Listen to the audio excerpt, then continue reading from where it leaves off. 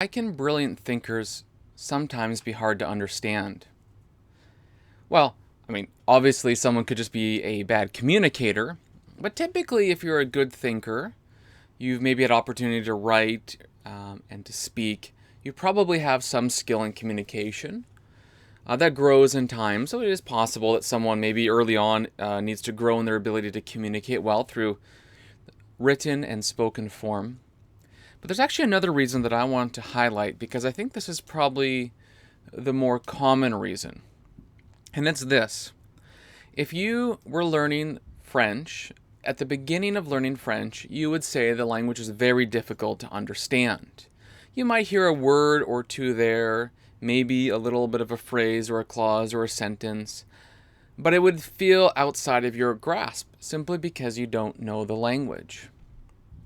By analogy, every great thinker, every brilliant thinker is working from a tradition of thought, whether that's science, whether that's in the sciences like biology, whether that's in history, whether that's in whatever discipline you're looking at.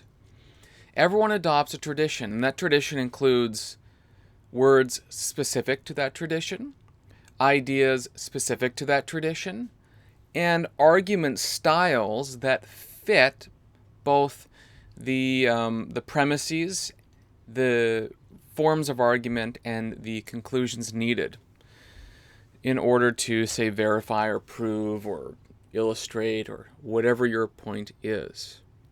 And that means often you'll be listening to something and it will be very difficult to understand if you don't understand the tradition. Now, when it comes to something like ethics or morality, this becomes even more difficult. As Alistair McIntyre has argued, we have forgotten entirely almost the science, we might say, of moral thought. So the language that we use of goods and ends and all of this is hard to understand. Now, why I'm bringing this up is that I started reading they're written lectures, but the same idea, from an author called Oliver O'Donovan. He wrote a book called The Disappearance of Ethics. And one of the interesting things with O'Donovan's works is that when you read them, they can be hard to understand. Now, part of it is his writing style. He's a little bit more ponderous, a little bit more careful than most of us are. So you kind of just wish, okay, what's your main point? Just say it right away. I understand that. That could be more of a style thing. But the most important reason why I think he might be hard to understand, at least at first read, is because he's writing out of a tradition that has its own language, its own ideas, its own notions, its own idiom. You're essentially trying to read with English characters a different language. The language of goods, the language of purpose, the language of ends, the language of natures, the language of realizing potential, the language of good and evil. All of this language, these terms and ideas, though will kind of make sense if you know English, don't mean usually what we mean by them in our common speech, because our tradition, our use, is informed by the cultural norms of today, not necessarily by a deep and long tradition of talking ethically or morally, or using, let's say, practical reason versus theoretical reason, an old phrase that traces back, I think, at least to Aristotle. I think that's correct. So what do you do in such a situation? Well, you can kind of throw your arms up in the air and say, well, I can't understand this person. Or you can do the legwork and learn the grammar of the tradition. Just like if you wanted to speak to someone in Spanish, you'd learn Spanish. So you could say, hola, ¿cómo estás? Or whatever it is. You would learn those phrases and the idioms and just the way people communicate. You would learn the exchanges. For example, you could say all sorts of things in Spanish to communicate hi. You just got to figure out what the right one is. Maybe you say ¿qué pasa?, which is kind of like what is up. Or you might say ¿cómo estás?. Or you might be in a different Spanish-speaking country and you have to like modify the idioms. You say something like ¿cómo estás?, or whatever it is. I can't remember, that's the Catalonia pronunciation, but someone can correct me in the comments how that works. The point is you do a little bit of legwork. Now, it is significantly easier, I would say, than learning an entire language to be able to learn an entire idiom of discourse. Kind of. I think everyone knows if you're going to try to learn, let's say, Stoic philosophy, you can pick up a Stoic writing, especially the Latin Stoics, who are a little simpler, and really get the main thrust. But if you want to really understand what's going on, if you want to kind of hear the resonances, the ideas, the tradition, the interactions, the disagreements, which are not always stated explicitly, but they're there implicitly. They're there obviously in the text, but implicitly in the text, because everyone who was a thinker would have known who is talking about who and what's being talked about. You really do need to learn the idiom. Now, tradition can be a great thing. Everyone lives by tradition. In the country that I currently live in, Canada, we have an entire legal tradition which protects citizens and those who reside here from injustice. It enables the ability to have privileges. In particular, we have, say, rights and freedoms that we can enjoy. If we had no legal tradition, if we had no common law tradition upon which we are able to inform our sort of legal and economical and practical and political existence here, we would kind of be a free-for-all. We would have no clarity on how to live. The same thing's true when you think of how cities are run. I mean, city bylaws are based on a tradition of how modern cities should be run. You might have, like, let's say, a 50-year history of how bylaws have worked in cities, and they share that data with other people and that information, the sort of practical rules about speed bumps and zoning and tax law and water slopes, for like piping, for example.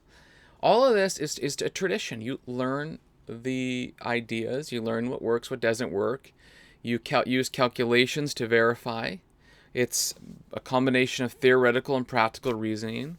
In fact, all of life is essentially tradition. I mean, parenting is the same thing. You might learn new things, but however you were parented, or however you were not parented, actually sometimes, is how you will parent. And if you are not parented, you'll probably find advice through books or through TikTok or through friends or whatever else. You'll be learning their traditional discourse, their traditional practice for parenting. So all of us are sort of locked into this idea that we need to live amongst many, many traditions. The big problem today, of course, when it comes to like moral discourse is that there are multiple competing traditions and idioms, which adds to the complexity of life. So even if you're reading a book like Oliver O'Donovan's The Disappearance of Ethics, he is writing out of an Anglosphere Augustinian perspective that believes in things like and maybe Aristotelian, that believes in things like purpose. We all have purpose. That believes we have potential to achieve. You can be what you were made to be. You can do it. You have potential. You can make good on that potential. That's the kind of language that he is using. We sort of understand that. We talk a little bit like that. But there's more to the story in his writing. Whereas other people maybe don't have those same foundations. Maybe morality or discourse is just a collation of different signs that don't mean anything but are convenient to the survival of the species or of communities. There could be some communities that really focus on purity and impurity, of sacredness and defiledness. So there are places you don't go to because they're defiled, and there are places that you gravitate towards because they're more sacred. To learn that discourse, to learn that idiom, to learn what is being said there, is sort of necessary to translate the argument. Now, this is important when it comes to the idea of trying to understand someone else. Most of us struggle to understand other people, but there could be like practical reasons why, like you live in different places. There could be one person doesn't communicate, or one person's closed off, or whatever. But when two people are able to be open and to use words and communicate, sometimes we make quick judgments about each other because we're actually speaking two different languages. Yes, you might both be speaking English, so you feel like you can talk, but in fact, you're using entirely different idioms in English. One of Aristotelian morality, one of sacredist morality, whatever it is. And you think you're talking, but you're actually going in different directions, like this. And you begin to judge and attack and strike at someone because, well, you assume that they're using your idiom, and they use a word that triggers your idiom, and it makes you think, oh, they're doing something negative or bad. Well, this is a pretty serious problem that all of us have to deal with.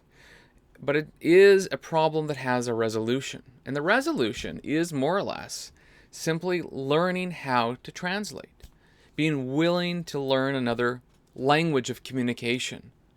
And if you are someone in life who's feeling like I don't understand the world that we live in, I don't understand enough, yes, you can find the easy idioms, yes, you can find the easy language, you can turn on CNN or TikTok, and you can watch these depending on your age category, and they will speak the current idiom of the day that we have been sort of baptized in through new media.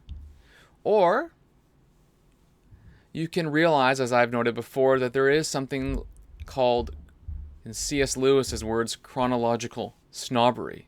That is, the expectation that everything new is probably better than what is old, and the language of what is new is what you should focus on, think on, and that's just the norm.